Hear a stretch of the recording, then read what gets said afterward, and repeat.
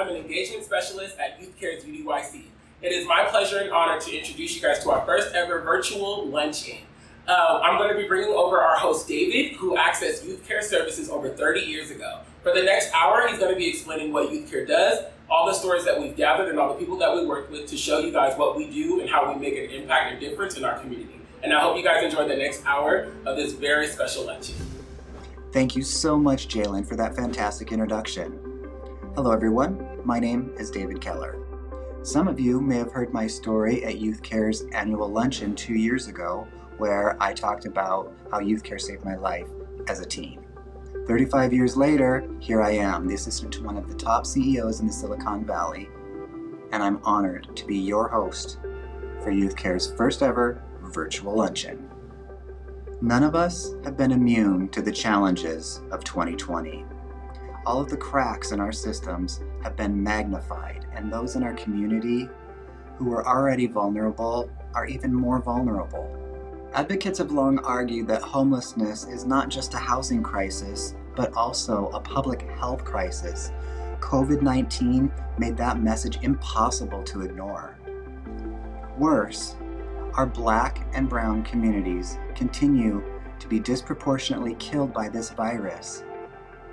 And as we've seen again and again, by law enforcement. The time for racial justice is now. The time for social justice is now. The time to end homelessness is now. Over the next hour, you'll hear from YouthCare's staff and CEO, Melinda Giovango. You'll peek inside some of YouthCare's programs, and most importantly, you'll be inspired by young people as they share their stories of transformation. Throughout the program, you'll have the opportunity to make a donation to YouthCare's life-changing work. First things first, we want to extend our heartfelt gratitude to our YouthCare sponsors. This entire production would not be possible without them. Thank you to our presenting sponsors. Thank you to our partner sponsors. Thank you to our community sponsors.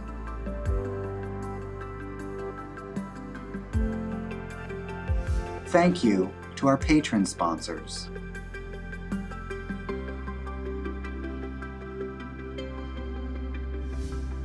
Thank you to our advocate sponsors. Second, we also want to thank our challenge pool donors. Thanks to this group of people, every gift today of $300 or higher will be matched so you can double your impact. Thank you, challenge pool donors. Third, for all of the elected officials joining us remotely, thank you for your service, thank you for your leadership, and thank you for your commitment to ending youth homelessness in our community. And last but not least, thank you. Thank you for tuning in and being a part of the solution to end youth homelessness. So, sit back, grab your popcorn, and enjoy the show. Remember, you can donate at any time during the program by pressing pause and clicking donate. Today, we have two special individuals that have graciously agreed to share their stories. I'm pleased to introduce one of these incredible young people, Tristan Spears. I'm from Seattle. I'd been through foster care and it moved me out of Seattle and put me all over America. But when I was able to get myself out of foster care and got emancipated, I came straight back to Seattle. At that time, just put myself back onto the streets because I was in foster care and it's a terrible place for some people. So at that point, I put myself out there and tried to make myself into the best man I could without much understanding on how to do it. But so I flew back home to Seattle, and then I was still 16 or 17 at that point. And that's how I got back into homelessness. But being a foster kid, I felt homeless anyway, so it was kind of where I was at that point. My first daughter was born in 2010, and that was on February 1st, and that was the day that my life changed. I realized that life is bigger than me, and I have to do everything I can to make this little girl's life better than mine was. Unfortunately, I wasn't doing good enough at that time and got myself into some trouble and ended up getting myself locked away for a little bit, which was a devastating time in my life, but it also helped save my life too. Not the part of being locked up, I'd say like just the time of having to reflect on my past and seeing what my future would behold. Because my first child I had to watch grow up through pictures in solitary confinement while fighting for my life. And the realization of all that broke a person who's no longer here today and made a person that is able to sit in front of this camera and hold this conversation. Personally, the biggest myth that hindered me, and it's on both sides, it's the hopelessness that you experience after being a homeless youth. You put yourself in a lot of situations that you probably normally wouldn't have if you had money in your pockets. And then the repercussions of those are criminal charges, and then those go into your adulthood, and then you feel hopeless. Youth Care changed my outlook on nonprofit organizations that are there for homeless youth. It gave me faith in believing that these programs are accessible to me, because I didn't feel like I was ever gonna get anything from any other program. I didn't feel I was gonna get anything out of Youth Care. They broke that doubt in me and showed me that there's something that they can give me if I'm willing to work for it. And that was getting out of the streets and houselessness. They provided me the foundation to start a life and start a family without having to worry day by day, how am I gonna eat or where am I gonna sleep? That's the one thing I'm most grateful for Youth Care for, is they helped ease the burden of being houseless. And that took away a lot more burdens with the years that followed, of me being able to sustain a living foundation for my family, allowed me to grow my family, allowed me to take care of my family and not have to worry about circumstances that transpire out of desperation for desperate situations. So that's one thing I'm the most grateful towards Youth Care for. And that all is because of Joe. And Joe being a white man says a lot, because I've never experienced a white man who's done what he's done for me. When I finally got in touch with Joe, I felt like a person, a little more like a person. Once I met Joe, he made me feel like he had my back and he truly had the intentions to help me. But working with Joe, it helped me to reassure that there was somebody that wanted to work with me, that was going to be able to help me and not just pass me along. He went above and beyond every time. If I needed something, he went to bat for me. And I never seen that before from any caseworker. And I've had a lot since being in foster care and through all types of institutions as a juvenile. So having this white male care for me like this was extremely different. I'd never experienced it. He helped show me that there is white people that do care about black people in this community. And that was an awakening moment for me. With Joe, and I've had nothing but love and admiration for him ever since. For me, being a privileged white guy, I bring all these privileges to the table, and I gotta acknowledge that. But if I'm honest with you in that, and just honest with you in your struggle and my struggles, we can always find common ground. Yes. But it's really just being transparent with those privileges that I hold, and then just talk it out.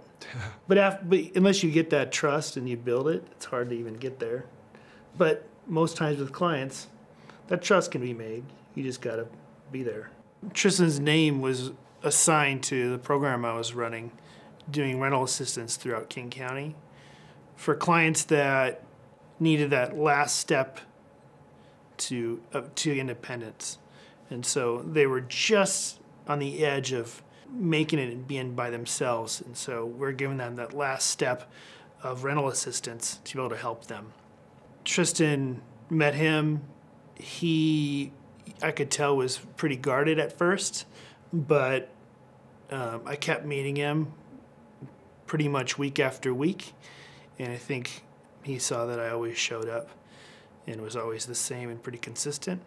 And that's kind of how I always would build trust with clients. With Tristan, he was really worried and apprehensive about his felony conviction, but I knew we could find a place if we kept for him to live, if we kept at it, and so that was kind of the goal.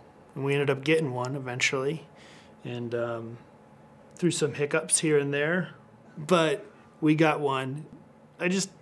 Tristan's always, I believe in him, and I believe in what he can do. And I think, you know, with all youth, you really need to give them second and third and fourth and fifth chances. And so for me, it doesn't really matter if anyone has little bumps in the road in the past, as long as their true character is going to come through in the long run. And so I'm always willing to give youth that chance, because when you're young, you do dumb stuff, and kids make mistakes. I made mistakes when I was young, but I had a support system, and most of the youth that we work with at YouthCare don't have that support system. And so we become that support system, and to be consistent and be there for those youth, that's our job. That's it. And that's what I'm talking about. Having Joe act as my big brother next to me through those years really helped me. Like, when nobody else was there, Joe was there. YouthCare was there. If I never had YouthCare, I would be a statistic that these people that are fortunate enough to donate to YouthCare would probably not want to run across in life. Now, because of what they've done with their dollars and provided YouthCare's provided me with something that I'm probably somebody they would love to sit down and have lunch with now. They've changed my life by donating, to allowing this platform to be what it is. Then continuing to donate to YouthCare will continue to enlighten the youth in the community, to show them a different way. YouthCare gave me the chances to beat all statistics. Now I'm working in housing, helping the low-income community, which, you know, they tell you if you love doing what you do, you don't work a day in your life. And right now I love doing what I'm doing, and it's just taking care of those less fortunate in our community. And having all these people that grew up the same way I grew up, it's like it just, in the position I'm able to help them, like I go above and beyond all the time doing my job just to try to make sure that those kids are a little happier every day when I come into their apartments or go by their house, and make sure that these tenants aren't being forgotten. And I've been doing my best to take care of my community. We just did a school drive in the South End for low-income kids. Spent a significant amount of money to put together elementary, middle school, and high school packets for the children, and I love doing it. So that's what I'm up to today, and being a father. Before this, I wouldn't have been able to show my community anything positive because I didn't know much. But I've been able to put myself in better circumstances because I don't have to fend for myself every day or worry about my family every day. Now I just got to worry about showing up to work. That's not that hard compared to a lot of other things I've had to choose from. So just know that by affecting the houseless circumstances in Seattle, you're removing a lot of the crime that's happening. These houseless youth are very desperate, very heartbroken, and sometimes feel hopeless and helpless. And by providing this help, you're changing their mind and giving them something to fight for. I had something to fight for, and now I'm giving back to other people. So that's what YouthCare's done to the community for Tristan. And in providing more dollars for this organization, you're providing more opportunities for other Tristans to get out there and help the community. Wow, that was really amazing. It's such a clear reminder of why consistent, dependable, and trustworthy staff are so important. When I was 16 years old, YouthCare staff did the same for me. They made all the difference. If you would like, you can press pause and make a donation to help support young people like Tristan and the staff who changed their lives. With that, it's my sincere pleasure to introduce you to YouthCare's fearless CEO, Melinda Giovengo. Welcome to YouthCare's 35th annual luncheon in support of our young people who are experiencing homelessness in this community. I'm so glad to be here today. I certainly can assure you that getting through a pandemic was not part of my legacy planning with YouthCare. But with your help, we're doing it every single day. So thank you. Most of our clients are Black and brown young people in this community who live every day in the economic injustices, in the fear of existing on the streets with law enforcement, with the weather, with the virus. With health concerns, with drugs, with people trying to solicit them for unimaginable acts. And COVID exposed all that in a way that I think the story has not been completely written. Our young people had no place to go, no place to sleep, no place to shelter in place, no place to get a mask, no place to get a safe and safe food, safe hygiene, and we had to create that at the spur of the moment. COVID has rocked us to the core. We had to change our entire world in 3 days. Entire world in 3 days. We had to figure out how to have 24-hour housing for each and every young person that we serve. We had to go from being a day drop-in center to a place where young people can experience and shelter in place. If you can imagine the kind of dedication it takes to switch your entire schedule, to switch your entire prioritization, to go from a job that you love on the streets in the community to coming into a center to help staff it, that's the kind of staff we have, that's the kind of passion and dedication we have, and that is not easy to do. It's not easy on our infrastructure, it's not easy on our staff trying to do that. We started out in sprint mode, I think like everybody in the community, and we've begun to realize that this is a marathon. My team is tired. We moved from working, 8-hour shifts to working 12-hour shifts.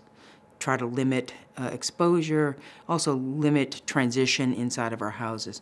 People are tired. They've had to adjust their whole lives in order to be able to keep this job and to keep our young people safe. Those staff have done that flawlessly. They have done that selflessly, and they're exhausted.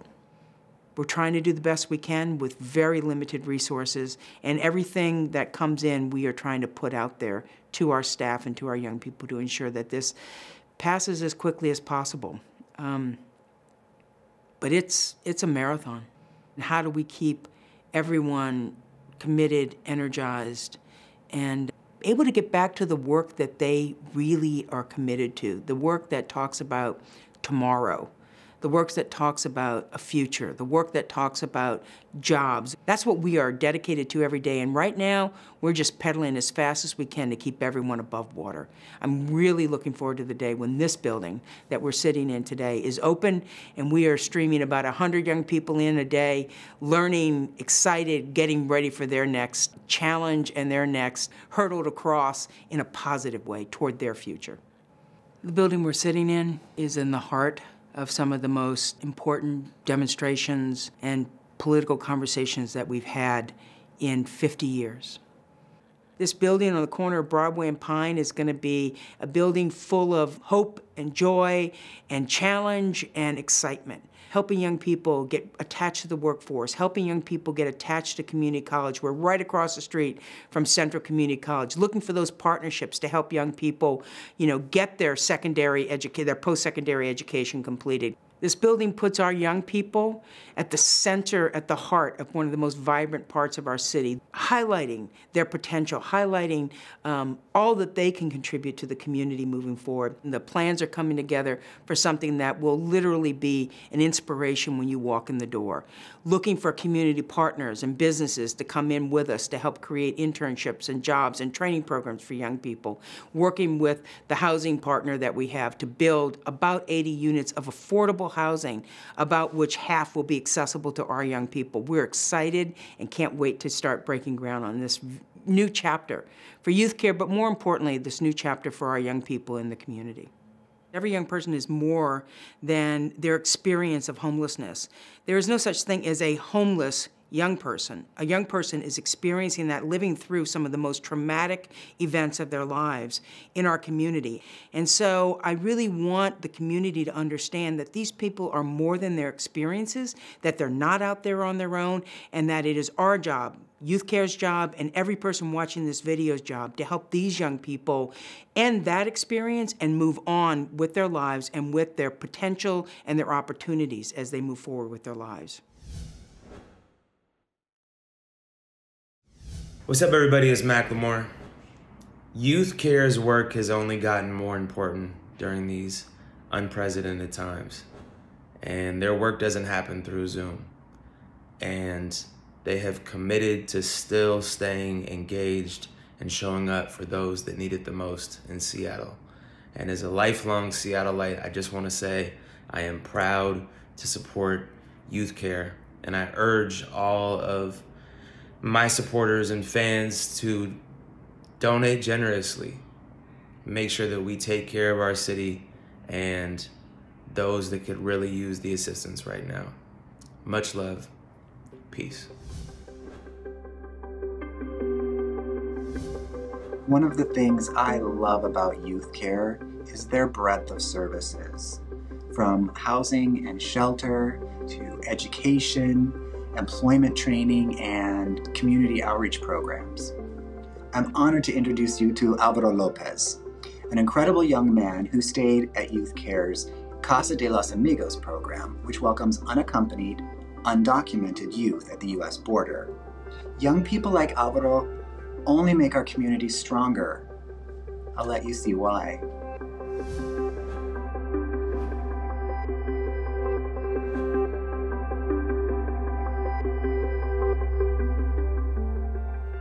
Hello everyone, my name is Alvaro Lopez.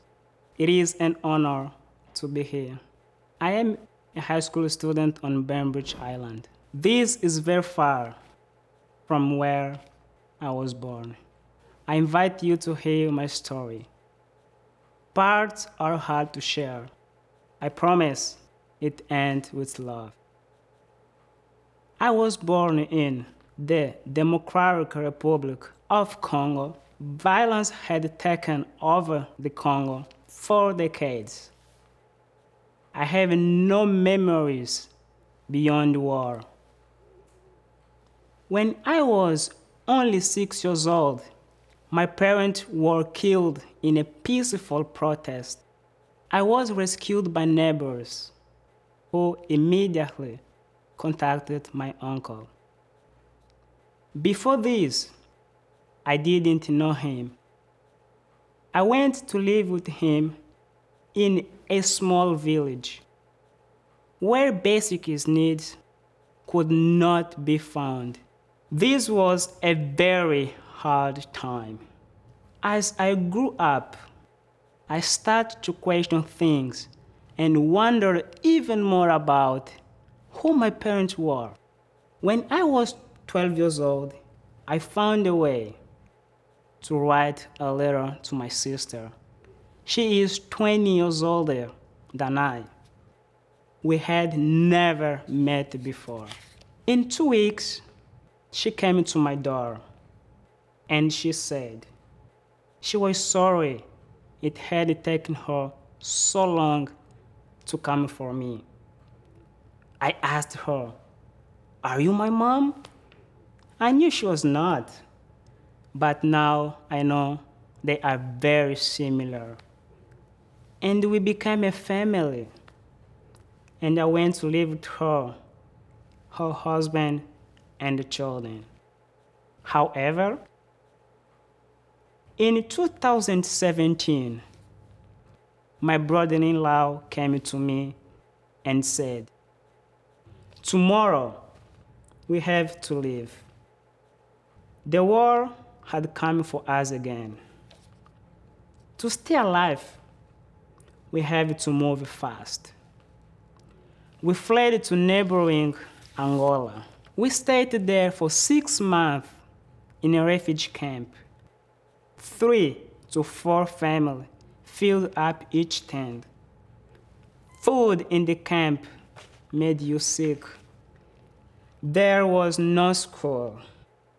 We knew we had to leave if we wanted a chance to survive and have a better life. We decided to make our way to Cuba with the hope of traveling to the United States. We traveled through 9 countries chasing our freedom. We carried everything we owned with us, including food. Every day was hard. Every day would be violent. The hardest part for me was when we walked in the jungle for 11 days in a row. To this day, I hate walking. We had to leave behind everything. It became too hard to carry. I have one shirt from my childhood. That is all that remains. We never knew if we would make it. We feared my nephew would die of starvation, but we kept moving. We just wanted to save a life in the United States. We finally made into Texas. We are alive. This was a moment to feel relief. But then, I was separated from my sister. This was during the time when young people were being separated from their families at the border. I was classified as an unaccompanied minor and immediately taken away. My sister cried. I cried. I went to a shelter for minors in Houston. There were 54 other children. They're from different countries, squished in. They would never tell me anything about what happened to my family. I wondered, had they been deported or they safe? How could I get back to them? I was scared. I was angry. On December 12th, my 17th birthday, a government official visited my shelter. She asked me what I want for my birthday. I told her the only thing I want is to be with my sister and the rest of my family. 1 week later, I was on a plane to Seattle. It was a miracle. I had no idea what would happen when I landed. But when I landed, a Erasmus from YouthCare was there, waiting for me with a big smile. Hallelujah! I immediately felt safe and cared for. And Erasmus took me to YouthCare's Casa de los Amigos. I was so happy. This was not a shelter. Casa was a home. It was my home. Everyone cheered when I came inside, and they had fresh clothes waiting for me, and a big welcome sign. Room number 8 was just for Alvaro. The best part was that I could go back to school immediately. I loved being back to school. I learned the basics of English and Spanish, which was familiar because I already spoke Portuguese. I even get comfortable enough to perform at the Easter talent show and sing a love song. At YouthCare's Casa de los Amigos, I was a respected human being again. I was loved. I was supported to heal and to learning. We'd go to the library or on a walk. We could even go and visit my family at the shelter, and I could call them anytime I wanted. Everything I have today is because of my family and YouthCare. This is the most wonderful gift. My reunification case would be very hard. My sister was still getting established, and it's harder when you are trying to connect it to a family other than your parents. We had to keep fighting and keep our hope. The YouthCare team was never far away. They were my moral and psychological support every day. And I knew I would see my family soon. The day before Christmas, we were able to reunite. It had been 76 days since we'd be together again. I can't even explain all of the emotions I went through the moment when we saw each other. We all cried tears of joy. On May 28th, I became a U.S. permanent resident and received my green card. Now, we are moving to the last step toward my citizenship. And I'm looking forward to building a life in America. My sister's security housing, and we are finally able to be together again. Now, I live on Bainbridge Island, and I'm finishing high school. I play on a select soccer team, even played in the state championship. Now I speak 6 languages, and I continue to work on my English skills. Speaking today is a big accomplishment. I am so grateful to Youth Care and Casa de los Amigos.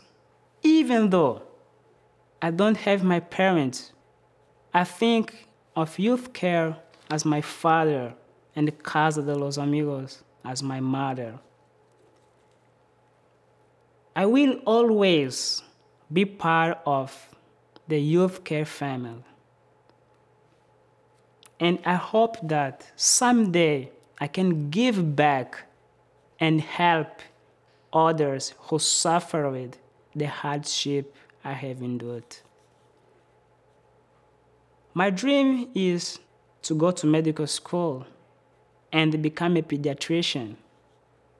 I know this will be a long and difficult road, but Youth Care put me on a path to success, no matter how long it takes. I have proven that I am strong and faithful.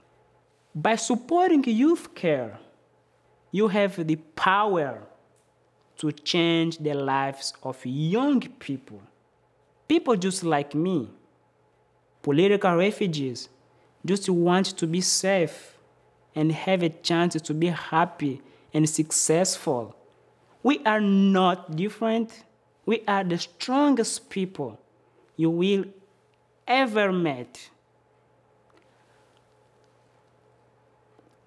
I have never thought of myself as homeless. I've always thought of myself as on the way home. Please help others on their journey home. Thank you again, Youth Care and Casa de los Amigos. Thank you for all listening. God bless everyone.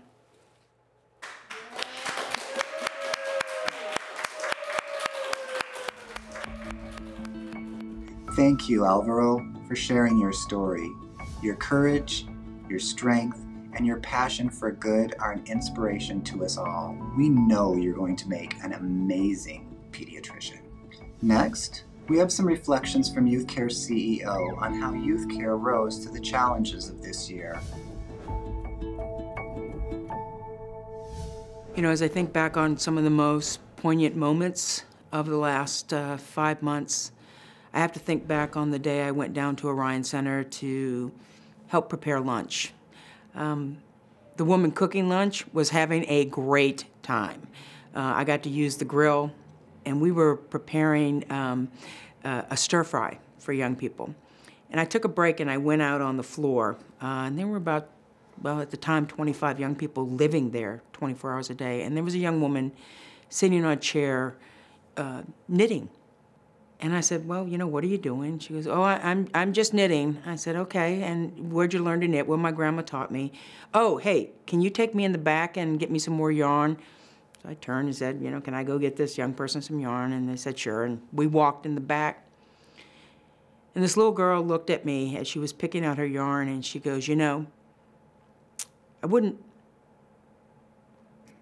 survive this pandemic if you hadn't let me stay here. I have severe asthma, and if I get sick, I'm gonna die.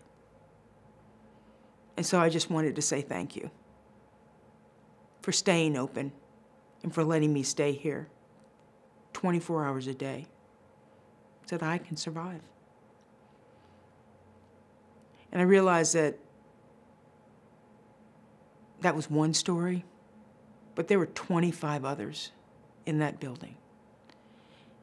And that's why we turned everything around in 3 days, to keep that child alive and all the other young people that were in the building that day. You know, this community shows up for us in little ways and in ways that we cannot have ever imagined. We were going to have to relocate our undocumented minors program, have to find a new place for 12 young people that have been through probably the most horrific journey that you can imagine. And the building went up for sale. And on a Saturday morning, I got a bizarre call from someone saying, hey, talk to so-and-so, they may buy the building and let you use it. And I was like, you've got to be kidding me. Like, this does not happen. And you know, 2 months later, they own the building and our young people don't have to move. If there's one thing that you can take away is that we cannot and will not ever be able to do this work without you. We can't feed young people alone. We can't clothe young people alone. We can't house young people alone. And we certainly can't keep them entertained 24 hours a day alone. We can't do it without you paying attention to them, without this community seeing our young people and recognizing the potential in those children's eyes. I was thinking about how I wanted to say thank you to the community for tuning in today, for being part of this virtual luncheon. I miss the rustling of paper bags. I miss seeing each and every one of you and saying a personal thank you to you. But I want you to know, we could not have survived and we will not survive without you every single day. And so I want to thank you for the commitment you've shown through this unprecedented, crazy time in our community, and for the love and kindness and generosity you have shown to each and every one of our young people. And I hope that we can count on you when this is all over to help us be ready for the future of our young people and the future of youth care.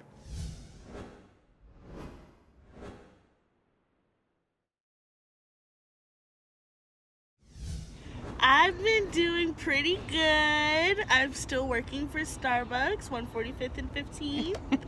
I hope to be going to college soon and just living the dream. I want to give back to my community and go back to where I started. So youth care, that's my number one. I love that youth care was there for me when I was like at my lowest point and when I thought that everything was going to fail. They were just there to uplift me and remind me like it's going to take time, but in the end I can do whatever I set my mind to. I just want people to know that we are going through a hard time and we just need uplifting and more people on our side, definitely, because it's very hard. Mm-hmm. I would say definitely make that gift of $300 or more if you can, because we need it. We definitely have people to help, and that would be the most ultimate gift. Love you, Youth Care!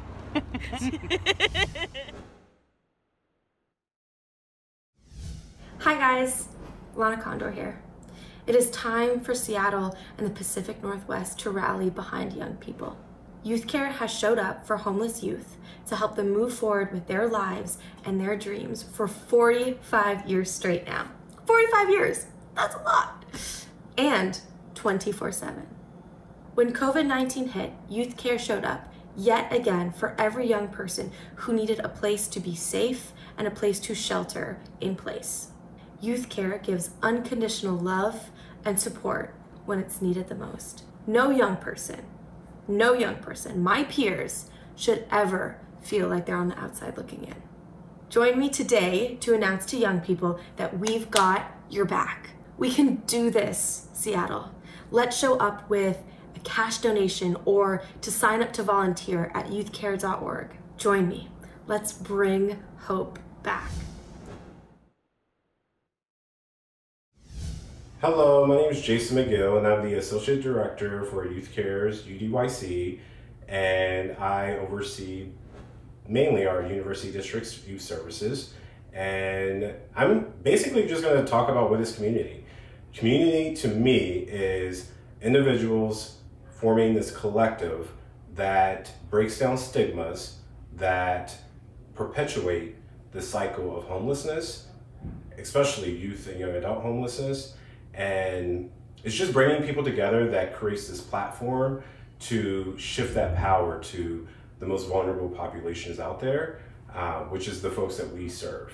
And we need a community to help, really, if we're going to dismantle racism, if we're going to dismantle stigmas within the homelessness community, we need the community to really come together and help break that down. And that's what community means to me. Thank you, Jason, for sharing what community means to you. Even though all of us are separated right now, watching from different rooms or cities or even countries, we are all part of this community. We are all dedicated to young people's healing, transformation, and power. Let's invest in them and in this community. We're asking you, please give generously if you can. Don't forget that all gifts of $300 or more are doubled thanks to the support of our Challenge Pool donors. Thank you again for watching, and we hope you stay safe and healthy.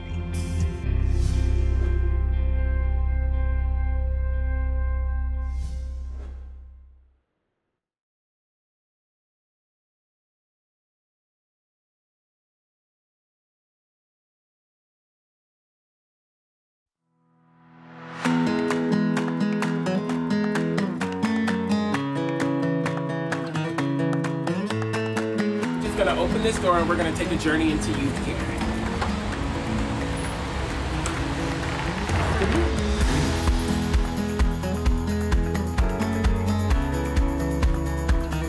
Hi, my name is Brianna.